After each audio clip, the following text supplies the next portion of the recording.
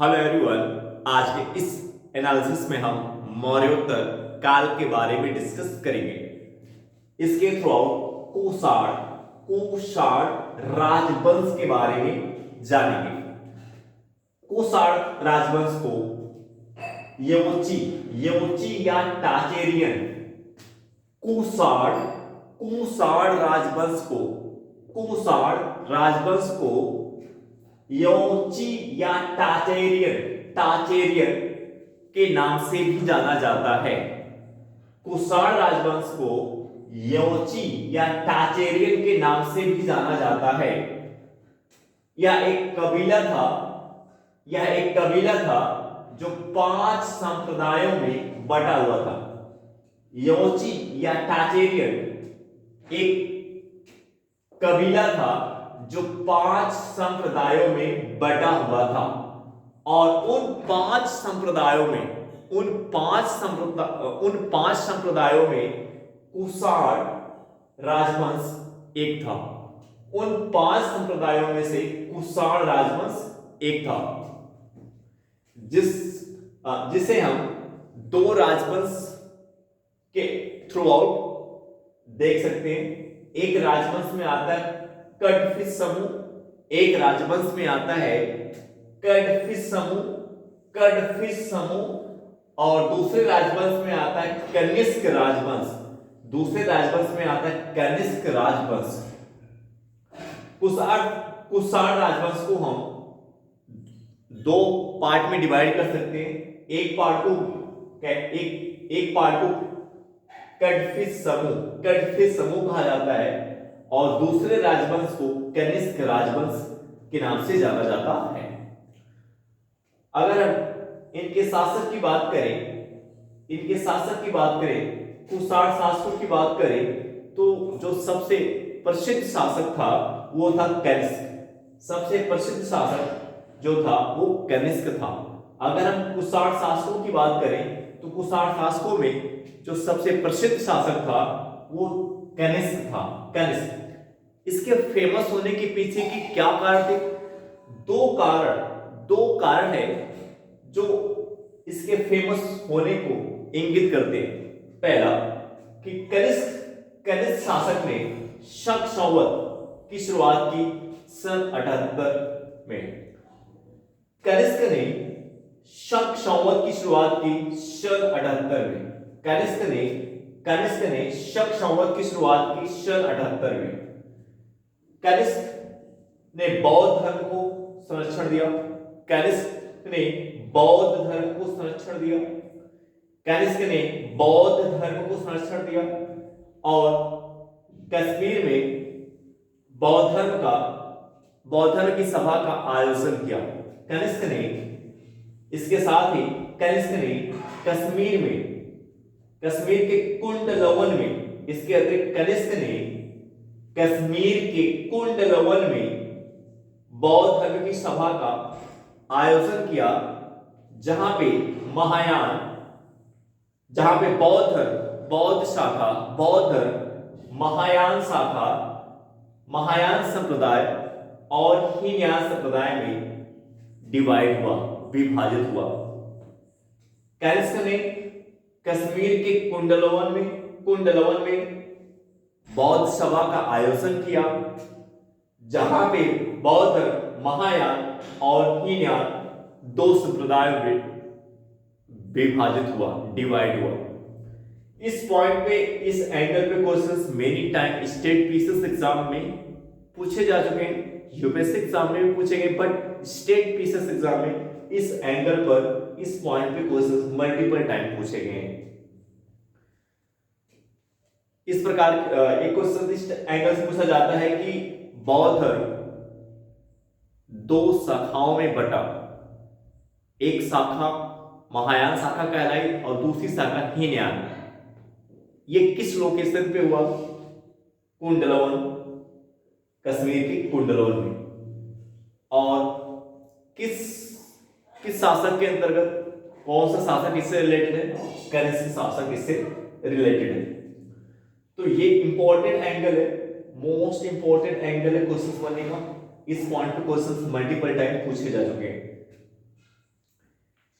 इसका next important keyword है, यदि हम कुषाण राजवंश की राजधानी की बात करें तो कुषाण राजवंश की जो प्रथम राजधानी थी, प्रथम राजधानी पुरुषपुर या पेशावर। कुषाण राजवंश के प्रथम राजधानी को पुरुषपुर या पेशावर के नाम से जाना जाता है। कुषाण राजवंश की जो प्रथम राजधानी है उसको हम पुरुषपुर या पेशावर के नाम से जानते हैं। कुषाण राजवंश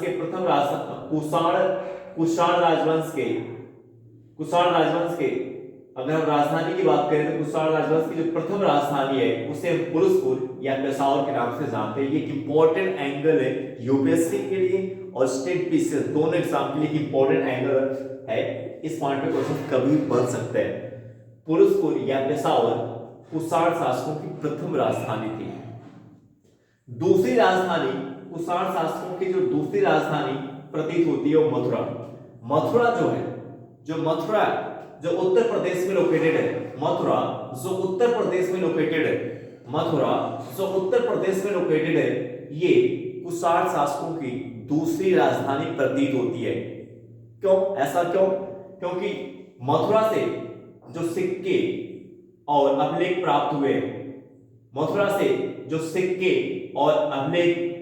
हुए हैं वो यह दर्शाते हैं कि मथुरा संभवतः कुषाण शासकों की दूसरी राजधानी रही होगी।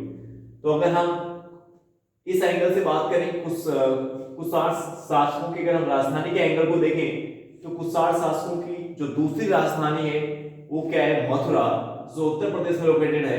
कैसे पता चलता है? मथुरा से जो सिक्के प्राप्त हुए, जो अभिलेख प्राप्त हुए हैं, ये सिक्के यानी ये जो सोर्स है, ये जो स्रोत है, सोर्स है जो सिक्के और अभिलेख, ये सिक्के और अभिलेख जो मथुरा से प्राप्त हुए हैं ये दर्शाते हैं कि मथुरा जो थी वो कुषाणों की दूसरी राजधानी थी। तो राजधानी भी एक इंपॉर्टेंट एंगल है क्वेश्चन बनने का। नेक्स्ट पॉइंट अगर हम बात करें सिक्के की बात करें, इस सिक्के की पॉइंट पे अगर हम बात करें पीसीएस एग्जाम सिक्के के एंगल से, अगर हम सिक्के के एंगल से देखें, अगर हम कुषाण शासकों के सिक्के के एंगल से देखें तो स्टेट पीसीएस एग्जाम में मल्टीपल टाइम इस पॉइंट पे क्वेश्चन पूछा जा चुका है और यूपीएससी एग्जाम में भी इस पॉइंट पे क्वेश्चन बन चुके हैं। तो पीसीएस और यूपीएससी दोनों के लिए ये एक इंपॉर्टेंट एंगल है क्वेश्चन बनने का। यूपीएससी एग्जाम और स्टेट पीसीएस एग्जाम दोनों के लिए एक इंपॉर्टेंट एंगल है क्वेश्चन बनने का। स्टेट पीसीएस एग्जाम में मल्टीपल टाइम इस एंगल पे क्वेश्चन पूछा जा चुका है और हमने आपको पहले ही इस एनालिसिस में क्लियर कर दिया है कि स्टेट पीसीएस एग्जाम में जो क्वेश्चन बार-बार मल्टीपल टाइम पूछे जाते हैं, जिस एंगल पे मल्टीपल टाइम क्वेश्चन बनते हैं, यूपीएससी एग्जाम में उस एंगल पर क्वेश्चन बनने की जो संभावना है, जो पॉसिबिलिटीज है वो बहुत ज्यादा रहती है। अगर हम सोने के सिक्के की बात करें और तांबे के सिक्के की बात करें तो भारत में उत्तर पश्चिम भारत में और उत्तरी भारत में व्यापक पैमाने पर सोने के सिक्के और तांबे के सिक्के जारी करने वाले राजवंश में किसका नाम आता है? कुषाण राजवंश का नाम आता है। कुषाण राजवंश के शासकों ने उत्तर भारत और उत्तर पश्चिम भारत में व्यापक पैमाने पर सोने और तांबे के सिक्के जारी किए। उत्तरी भारत और उत्तर पश्चिम भारत में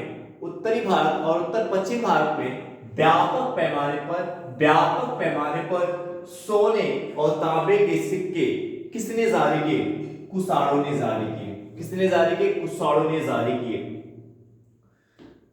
यदि सोने के सिक्के की बात करें तो सोने के सिक्के को व्यापक पैमाने पर सोने के सिक्के को व्यापक पैमाने पर जारी करने का श्रेय किसको जाता है? बिंकड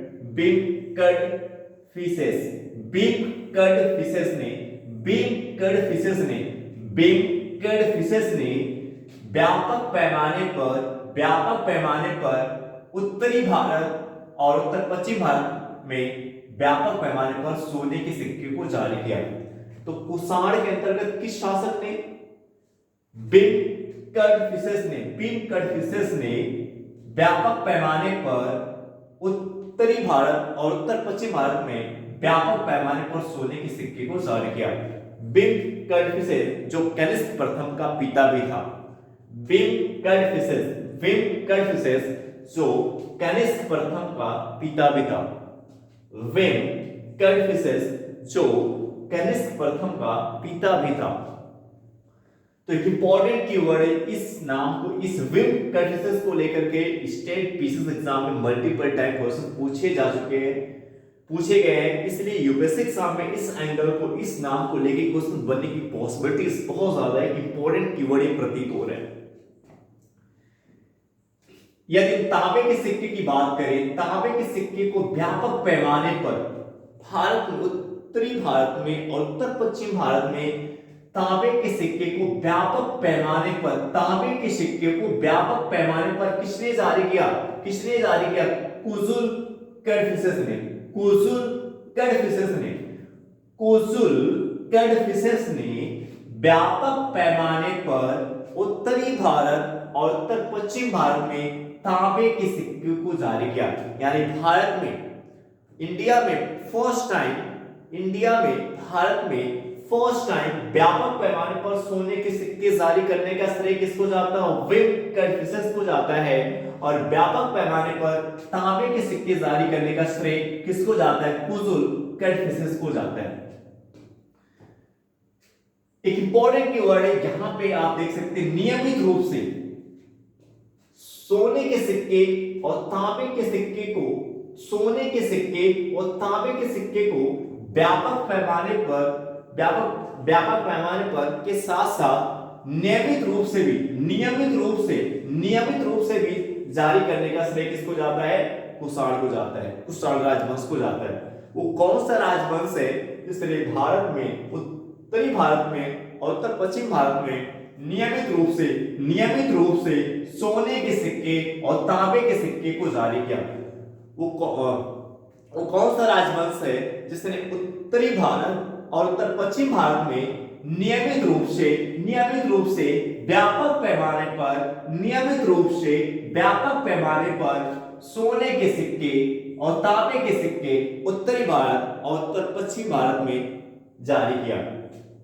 इसके साथ साथ एक इंपॉर्टेंट एंगल ये भी है, इस पे भी क्वेश्चन पूछा जा चुका है स्टेट पीसीएस एग्जाम में, इस पॉइंट पे भी क्वेश्चन पूछा जा चुका है। बुद्ध का अंकन किसके सिक्कों पर मिलता है? बुद्ध का अंकन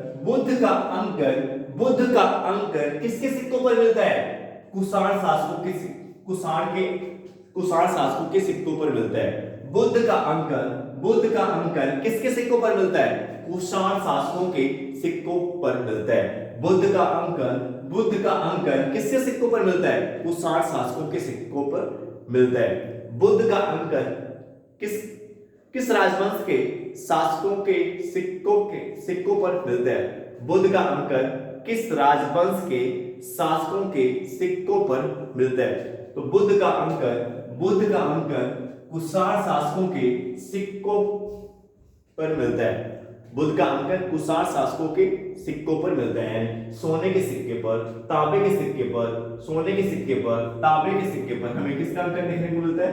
बुद्ध का अंकन देखने को मिलता है। और ये ऐसे एविडेंस है जो ये दर्शाते ही इसलिए प्रतीत होता है कि कनिष्क किस धर्म को प्रोटेक्ट कर रहा था? बौद्ध धर्म को। कनिष्क ने किस धर्म को संरक्षण दिया? बौद्ध धर्म को संरक्षण दिया। आई होप दैट ये एनालिसिस आपको समझ में आया होगा। हम आपसे नेक्स्ट वीडियो मिलेंगे। Okay bye.